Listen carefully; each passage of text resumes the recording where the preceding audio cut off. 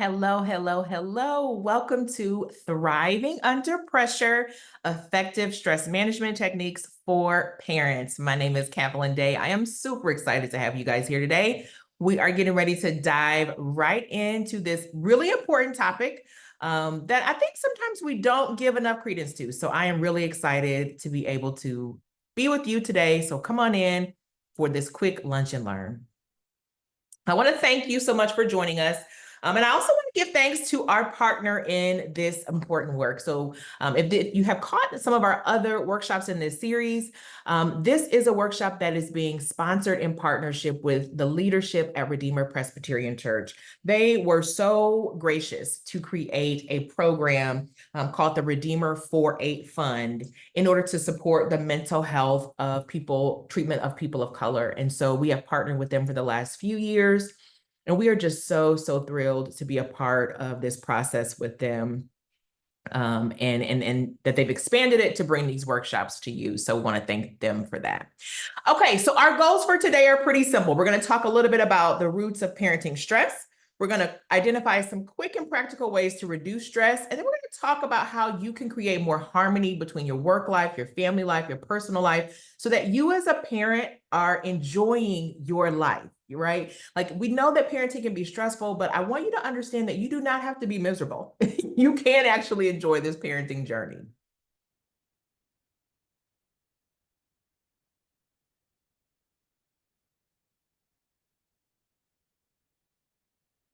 All right, and a little bit of a disclaimer. I do like to give just a tiny disclaimer because I am a mental health professional. I have a master's degree in educational counseling, but I'm not your therapist. And so although we are going to be talking about things that are kind of therapy related, we're going to talk about different strategies and support. I do not want you to think that this is therapy. So please take this in the spirit in which it is given, which is to provide you with information and resources. But do understand that if you have additional needs, I want you to use the guidance of a qualified healthcare professional, maybe a therapist, maybe a doctor, maybe your child's pediatrician. I want you to use the benefit of that as well. If you haven't met me before, this is me. I am the Director of Operations here at the Well Counseling and Consulting Group. I am one of our lead consultants and also a coach. And so I am guiding these discussions about children's mental health and families and parenting in regards to how to support those things. And so I'm so excited to have this time with you. Now, this is a quote that I have used for years. I am parenting children, but I am raising adults. Okay, I'm gonna say that again for you. We are parenting children and we are raising adults. And that is kind of the mantra that I use on a daily basis to help me to both make good conscious decisions as a parent, but also to reduce some of the stress, reduce some of the pressure that's on me, right? So my goal is not to raise a bunch of grown children who can't function in the world. So I'm raising them to be adults, but I also need to recognize that whatever my children are with their age and their stage of development, it's my job to meet them where they are. So I keep both those things that kind of like are on opposite sides of the spectrum. I keep both those in my mind so that I have a balanced perspective in everything that I'm doing. Okay. And so I just want to offer that to you. Whatever mantra you use, I think that's good for you. That helps you kind of stay the course of providing what your children need and also enjoying your life. But make sure that you kind of keep that balance and keep that in perspective. Now, parenting is one of those things that can bring us just an enormous amount of joy, but it can also cause a lot of stress and discomfort. And we all generally know what it feels like to be stressed. So maybe you feel that in your body, you've got like tight, tense shoulders. Maybe you've got a tension headache. Maybe you've got an upset stomach. Maybe you're kind of snappy, short-tempered, overwhelmed, frustrated. You know what that feels like. But do you actually know what's happening in your body, right? When we talk about why it's so important to reduce stress, the stress specifically related to parenting, we're not just talking about, hey, I want you to feel better. I do want you to feel better, but I also want you to know there's a lot of things that are happening in your body when you are experiencing that stress. So let's talk about stress a little bit. So when we feel stressed, which is our body having a reaction to an external stimulus, right? That takes us out of our homeostasis. It activates that fight or flight response, right? And so a lot of things happen in our body. So we get the release of stress hormones. If you've been on TikTok, you hear people talking about cortisol, cortisol, cortisol, right? You get that reaction that happens in our body. Other hormones are released, right? Things can change in terms of like when we're feeling highly stressed. What often can happen is, our blood pressure might go up, our digestion might slow down. So there is a chain event, a chain reaction of things that happens in our body when we activate this fight or flight stress response that happens when we feel stressed. Okay. And this is something that's super subjective. So everybody feels stressed differently. Two people can be in the exact same situation and view it differently. So this is a very personalized thing for you. Okay. But what happens is your body says, there's a problem. I need to react. Now, in the short term, that's okay. That's what our bodies were designed to do. They were designed to react to that stress, navigate that stress, get over that stress, and then get back to homeostasis.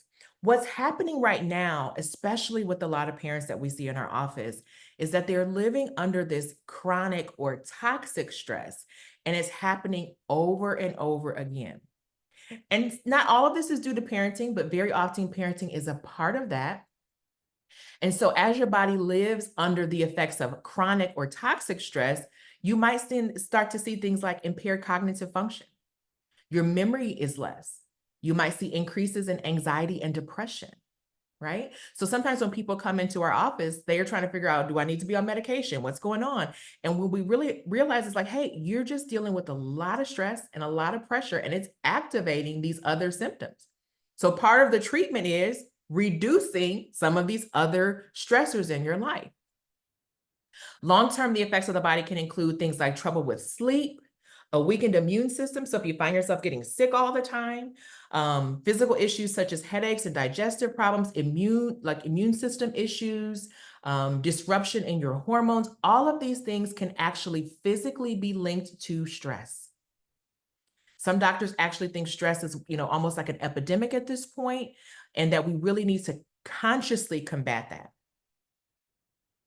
And where does that stress come from in terms of being a parent? Okay. So obviously we know as a parent, you have to provide for your children and you have to actually take care of your children. So sometimes balancing just that work and that family life, maybe you've got increased stress or pressure at your job. Maybe your employer says, hey, we want you to, come back to the office now, 4 days out of the 5, and you were completely adjusted to working from home. And now that has created a really difficult place for you to now find some balance, right? A lot of people right now feel increased financial pressure as the cost of childcare and things of that nature continue to increase in a disproportionate rate to their income. But I think this third one is one I kind of want to talk a little bit more about, because sometimes part of what is causing so much of our stress is these unrealistic expectations. Thanks in part to social media, we have a bird's eye view into all kinds of lives all around the world with very little context. And so a lot of times we put a ton of pressure on ourselves, pressure on our kids, and trying to hold that pressure, trying to meet those expectations creates so much unnecessary stress. Okay. Very often we need to level set those expectations, and we'll talk about that a little bit today, but we need to level set those expectations based upon where we are in our lives, where our kids are in their lives, our personal needs, our kids' personal needs, right? Sometimes you just have to say, the time just doesn't allow me to do this thing. I can't do it. So those time constraints that are currently causing you pressure, you do have the ability to navigate those.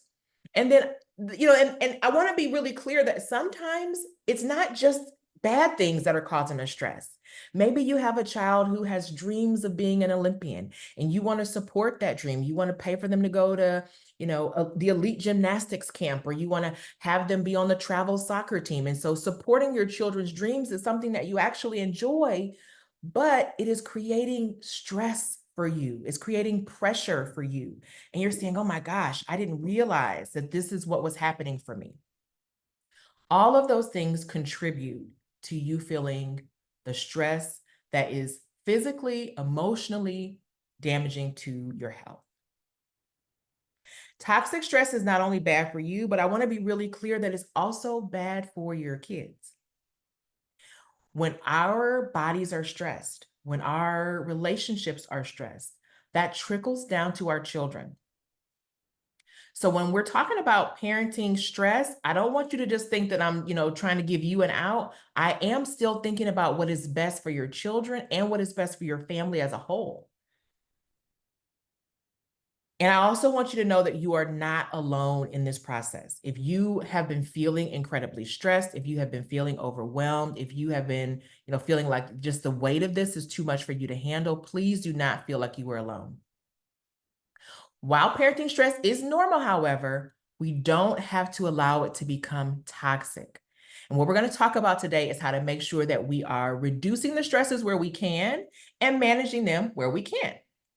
I want to pause for just a second. I'm going to give you, if you're watching this live, I'm going to give you a couple seconds to kind of think about this. If you're watching the recording, I would love for you to just kind of pause the video and take a minute or two to write down what are some of your dreams for your children.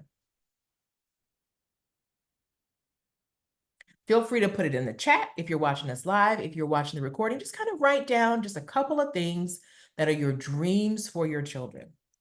And I want you to think about the dreams that you have for your children, because it's so important that we don't allow ourselves to be so overwhelmed by the day-to-day minutia, the day-to-day stressors, the day-to-day expectations, that we forget that there's a time that will come in the future for our children. That's what this is all really for. So just kind of take a minute to think about that. Now, based upon the dreams that you have for your child, I want you to understand that good parenting is simple. Now, note I didn't say easy, but it is definitely simple. And sometimes we have a tendency to overcomplicate this process, right? Good parenting is about establishing a solid and secure connection, or what we might call in the counseling world, attachment to our children, to their family, to our community. Your children need to know that they are loved, that they are safe, and that they can depend on you. So that connection is key.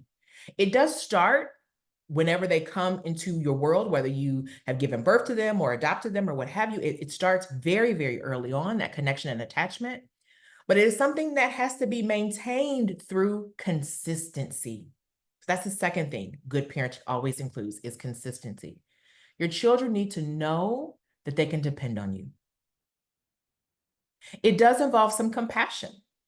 Understanding where they are for their age and their stage of development, understanding who they are as an individual and a person and a human who is separate from you, and then communicating with them so that they understand who you are, so that they hear what they need to hear. Those are the basics, right? And so I want to give you just a pat on the back right now, because you're here and you're watching this video, or you are here with me live, and you've taken a few moments of your time to improve your parenting, to reduce your stress. And that shows that you are absolutely showing up for your kids. So I want to give you a pat on the back, because maybe you're not doing everything right. But if you are doing some of the basics, the simple things that are important for your kids, you are giving them an absolutely amazing foundation for life. And this doesn't require you to have all the best shoes or the biggest house or the best car. It's about these basics, right? So remind yourself of this when you're feeling guilty. You got that mommy guilt popping up, telling you you're not doing things right. Remind yourself of this. Those basic, simple things really mean so much to our children. So a little bit of a check-in. Okay, I want you to begin with the end in mind. I kind of stole this from, the 7 Habits of Highly Effective Leaders. But I want you to begin with the end in mind. Knowing what you know now, what we talked about in terms of what good parenting is, kind of check in. How are you doing? Give yourself a rating. I want you to actually give yourself a rating, right? Knowing what you have in terms of those big dreams and goals for your child, and knowing what you know about the important, simple things of connection, consistency, compassion, and communication, how are you doing as a parent right now? Check in. Give yourself a letter grade, right? A lot of times, part of our stress in parenting is feeling like we're failing, feeling like we're doing it wrong. So often we are feeling like, man, I am messing up. Oh, my kids are going to need therapy. Oh, this, and we do all these different things that just kind of tell ourselves that we are not meeting the expectation. But if you got goals and dreams for your child, and you are giving them some of these basics, you are making sure that they stay connected to you, you are consistently showing up in their lives, you are offering yourself and them compassion, and you are communicating effectively. How are you doing today? Give yourself a score, okay? Now what we're going to talk about is how we can actually reduce the stress in our lives one step at a time. And here's what I mean by this, okay? Sometimes we want to come in and we want to throw out everything and start over. We want a complete eat, pray, love moment. We want to run away and just eliminate all the stress from our lives. That is highly unrealistic, okay? Not only is it unrealistic, it's generally not something that we can sustain. So what I really want you, as we go through these next few slides, I really want you to be thinking about, what can I do?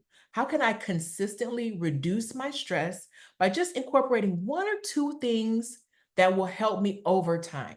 Okay? Because stress is something cumulative. I talk about stress a lot in different workshops and in events that I do.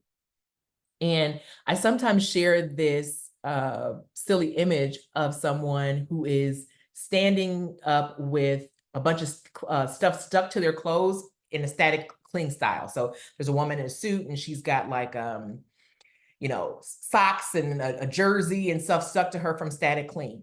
And I share that image because I want people to understand that stress has a cumulative effect on us. So it's not about eliminating all the stress in your life, which is unrealistic and generally unattainable. It really is about consistently reducing those stresses one step at a time.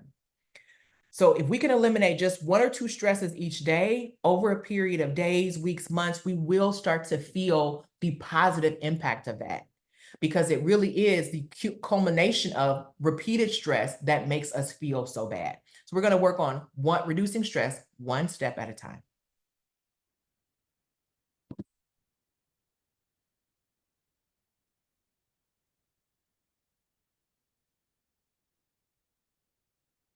So quick check-in here.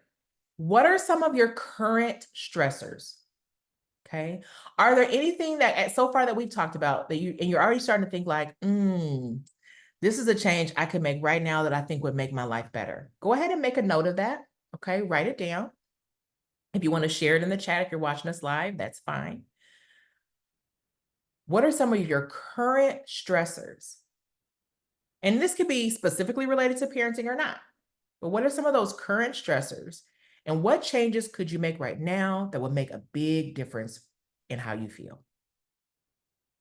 Okay, so our first step in reducing that stress one step at a time is to set yourself up for success. Now, you see here, I have a computer and I have a to-do list on this picture. And the reason I have both on there is because very often with parenting, it feels like we are, building the plane as we are flying in. And that flying by the seat of your pants feels like something you can't control.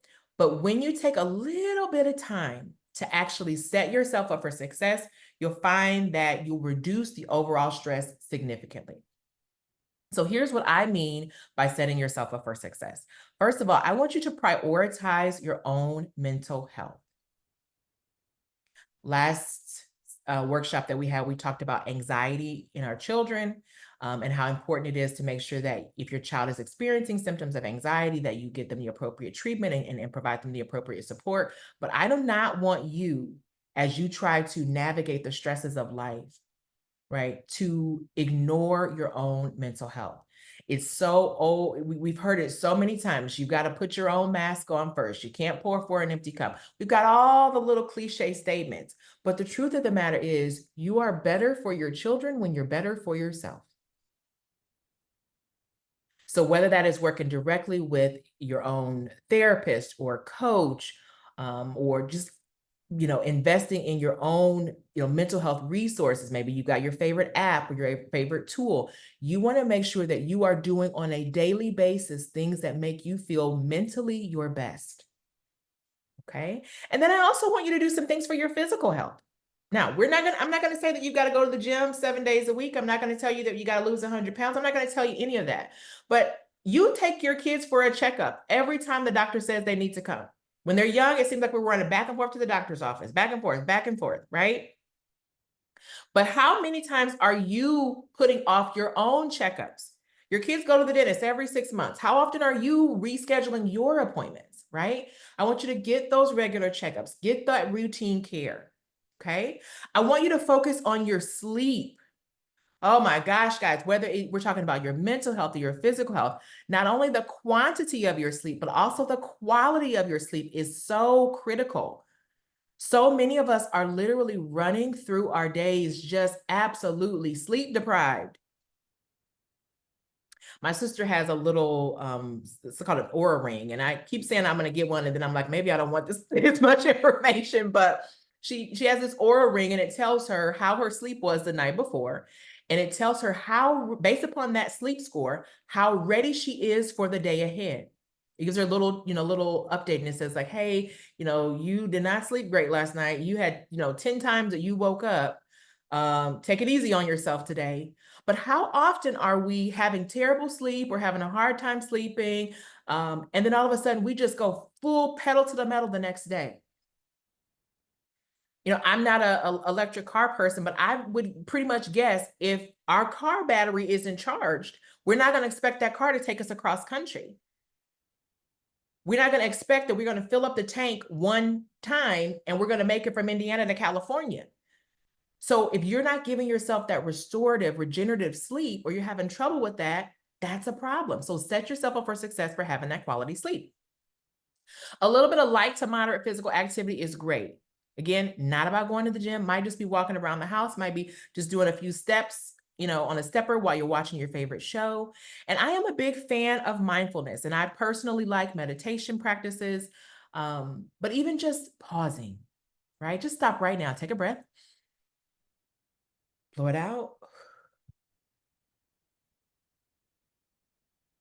Just that quick little second of mindfulness, that mindful pause in your day does a lot to reduce your overall stress. Now, when we start talking about some structure and some order and some planning and setting ourselves for success, a lot of us will be happy to fill up a to-do list, but you've got to have some boundaries around your time that will allow you to do the things that you need to do. When my kids were younger, so I've shared, if you watch some of our other videos, I've shared, I'm a mother of 4. So I have 2 older kids and then I have 2 younger kids. And when I had all 4 kids at home, there was a period of time where I had an infant, a preschooler, a middle schooler, and a high schooler. So I had 4 kids in totally different ages and stages of development. At that time I was married, I'm a single mom now, but I was going to school and I was working, I was doing all these different things. And so at that time, I had a household rule, and my kids could never have more than one activity and one sport at a time. And they hated that rule, right? They hated that rule. But I had to count up the cost. And I said, you know what? If I allow you each to have 2 things that you do at a time, right? So it doesn't have to be the same thing all the time. You can switch on and off. But if I allow you all to do 2 things at a time, that means that I am navigating my life plus 8 different activities every single week. And when I think about the logistics of that and the time that I need to just be functional, that's enough for me. Anytime there's a new activity added to the schedule, I know that that's going to mean more of my time and probably more of my money. And so I count up all those costs and I make decisions based upon the cumulative effect.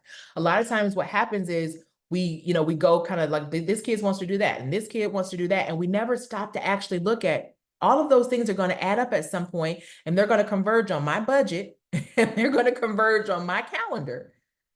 Now, I only have 2 kids left at home now, so I can do a little bit more, right? Because this may change through the seasons of your life.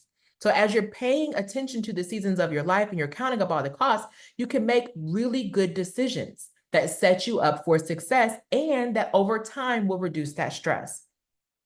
And then last but certainly not least, engaging meaningful and restful hobbies and relaxation. You should be able to do fun things. And I don't care whether you're a mom or a dad, you should have some hobbies, some things that are restorative for you, right?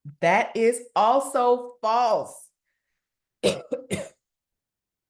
Most school-age children between the ages of 6 and 13 typically need at least 9 to 11 hours of high quality, not disrupted sleep to support their physical, cognitive, and emotional development. How many of your kids are getting 9 to 11 hours of sleep? Sometimes we have prioritized those enrichment activities. We've prioritized the sports. We've prioritized the clubs. We've prioritized the volunteer. We prioritize all this stuff, but we haven't just level set our expectation that, guess what? My kid's sleep matters. And this is important. A lack of sufficient sleep can impact their attention, their behavior, and their overall physical health.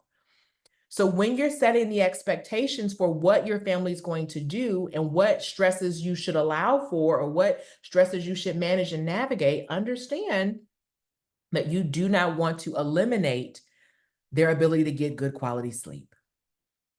So as you're level setting your expectations, I want you to parent your child for their age and their stage of development, but also those personality traits. So those things that are, unique to them. Do you have children who are super artistic? Do you have children who are, more free-spirited? Do you have a child who has a developmental diagnosis of some sort or a physical or mental health diagnosis of some sort? Pay attention to those things that your child has. And don't, do your best to not compare them to other people or try to, be rigid with your expectations. Reducing unrealistic expectations is one of the best ways to reduce your stress overall. And this doesn't mean that you kind of give in, but it just means that you say like, hey, at this season right now, my child's having a hard time physically. And so I'm going to be more mindful of this. Right now, my child's having a harder time emotionally. And so I'm going to be more mindful of this.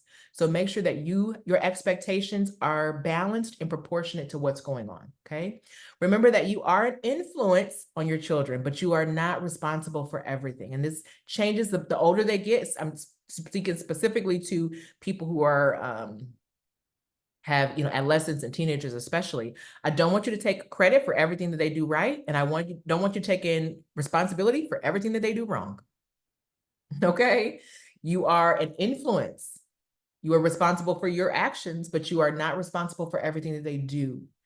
So I like to let my kids have lots and lots of credit for their own actions. So when people say, oh, your daughter's so amazing, you should be so proud. I'm like, she does a great job. I'm really proud of her, right? But she gets that credit. I'm doing the best I can as a parent, but I want her to get that credit, right? So, keep that in balance and perspective. And this line, I want you to probably tattoo it on your forehead. Sometimes good enough is good enough. This idea that we always have to be the best. We always have to be winning. We always have to be number one. That creates unnecessary pressure for you and unnecessary pressure for your children. Sometimes good enough is good enough. My 17-year-old got back her AP test scores this year, and she obviously wanted all fives. She got some threes, she got some fives. And she's like, you know what? I think I'm okay with this. And I said, you know what? I'm okay with it too. And part of that was I didn't want you to take 4 AP classes over the course of the year, but you did. And that's okay. Because that was her choice, because I'm not responsible for all of her actions. And at 17, I'm letting her make some decisions. But you did really well on the tests that were related to the classes that have the most to do with you and what you want to do in the rest of your life.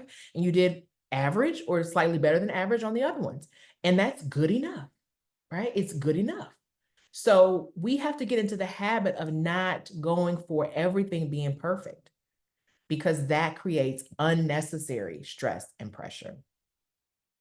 Next up, I want you to build your support network. And this can be really challenging. And that's why I wanted to make sure that I included this. A couple of these images here. When my kids were younger, there was, MOPS groups and all these different groups for, young moms to have connection. And I think the hope is that you build these connections early on in your life, your children's lives, and then you kind of maintain these connections, but that's not always the case. And so if you, move or change jobs or change careers or what have you, and you're not still connected to those people that you met when your children were babies, a lot of times you don't have a support network that's growing with you. We always talk about, well, it takes a village to raise a child, but sometimes finding your village can be a challenge. So you might need to find your village on the golf course. You might need to find your village at the church. You might need to find your village, and you might need to build your village with some professionals who can support you, because everybody, we don't always, live close to our families anymore. And sometimes we don't agree with the way our parents or, extended family members are choosing to live their lives. And so that the fact that you don't agree with the people around you, or you don't have somebody immediately in your circle, doesn't mean that you should be doing this parenting thing alone. Okay. So I want you to build your support network. And what do I mean by that? I want you to make an effort to have support that is in a similar stage for you, and some that is more experienced, right? If everybody in your group has kids that are exactly the same age, and none of you have been maybe a step ahead to be able to say, like, hey, it does get better. Hey, it can be easier. Hey, it can, change in the future. Hey, this is what worked for me when I was in that stage. Sometimes you can feel like you're just kind of blind, right? So there is real value in having some people who maybe have a kid who's just a couple years older than yours, right? Having somebody who's exactly the same age is great, because you're kind of right there in the trenches together, but having somebody who's made it to the other side can be really valuable too. And like I said, don't underestimate the value of that professional support. One of my daughters has some chronic health conditions, and so she takes daily medication. And we got into this season where she just absolutely hated taking this medication on a daily basis. And so it was a consistent complaint every single day. Why am I doing this? Why am I doing this? Why am I doing this? And I'm saying, you got to do it. You got to do it. You got to do it. And it just was a little glitch, right? And sometimes that happens because of their age and stage of development and what's going on around them. So we switched, and she started taking her morning medication at the nurse. And it was the most beautiful change that I've ever experienced, because what she was able to do is take full ownership of her responsibility to walk down to the nurse after she got into school and put her books away. And so I went from having to manage that 7 days a week to only having to oversee it a couple days per week. She got into the routine of it. It was great for her health, and it was great for her maturity level. And so I made a support professional of the school nurse, right? So, a lot of times we don't, and I accepted that help because I was having a conversation with the school counselor at her school, and he's like, well, we could have that switched over here. And I thought, I knew that was an option, but I hadn't ever thought of that as an option for her. I hadn't made that connection. So because he offered the help, I accepted the help. And for a lot of us, that can be a challenge, right? It can be really challenging to say, I'm going to accept this help that has been offered to me, because we want to feel like we can do it all on our own. But accepting the help benefits you, because it not only reduces your stress, but it also allows your child the connection to the resources that they have in the real world. And we want to make sure that they know, like, hey, there are people here who are a support to you, and I want you to know that. So practice accepting help, because you're then modeling that for your kids. So that is what we have for you today. If you are watching us live, do me a favor. I'd love for you to scan this QR code and answer just a few questions about what you have gained today. I will open up for any questions, so feel free, as I'm kind of doing my wrap up here, if there's any questions in the chat, feel free to kind of drop those in. Or if you want to unmute, that's okay as well. If you're watching this recording, I would love for you to go ahead and scan this QR code, so that you can let us know how this was helpful for you. It helps us just in terms of, our funders who want to cover these things. They have questions about, who participated and things like that. So I'd love to get your feedback and be able to pass that along, because it helps us keep resources like this free and readily available to you. So our final thoughts: if you as a parent say, like, hey, you know what? I do think I need to expand my support network. I think I think that the time is right. I haven't taken, the same amount of care for my mental health. I'm ready to do some things. We here at the Well Counseling Group are happy happy to support you. We do have partnerships with several insurance companies, as well as our partnership with the Redeemer Presbyterian Church 4-8 Fund to assist with funding for those counseling needs. We generally can get you seen within about a week, sometimes even sooner.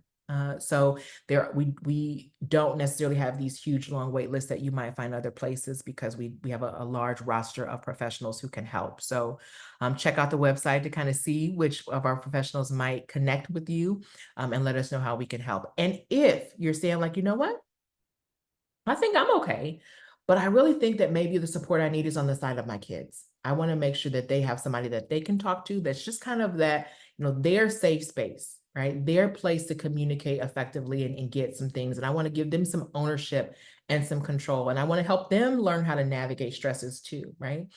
So the Indianapolis Counseling and Mentoring Facility they are also partnered with the Redeemer 4-8 Fund, and they do have openings for your children, and they also can work with you as well. Hope Haven, One Sensible Solution, and Children's Resource Group are all organizations that we have partnered with in the past, that we have referred to in the past, that we would love to have you get some support from for your children if necessary. And I want to thank you so much for spending a little bit of time with me today. We will have our next session coming up in just a couple of weeks. And we'll be talking about family communication. So if you are struggling with communication with those kids, especially those adolescents, that can be a little bit more challenging, but maybe even if you're struggling with your adult kids, we'll be talking about that on, I believe, the 25th, and that will be live. So keep an eye out on your email and our social media channels to make sure that you get updated about those when we have those things coming up. So have an amazing rest of your day. Thank you so much for your time, and be well.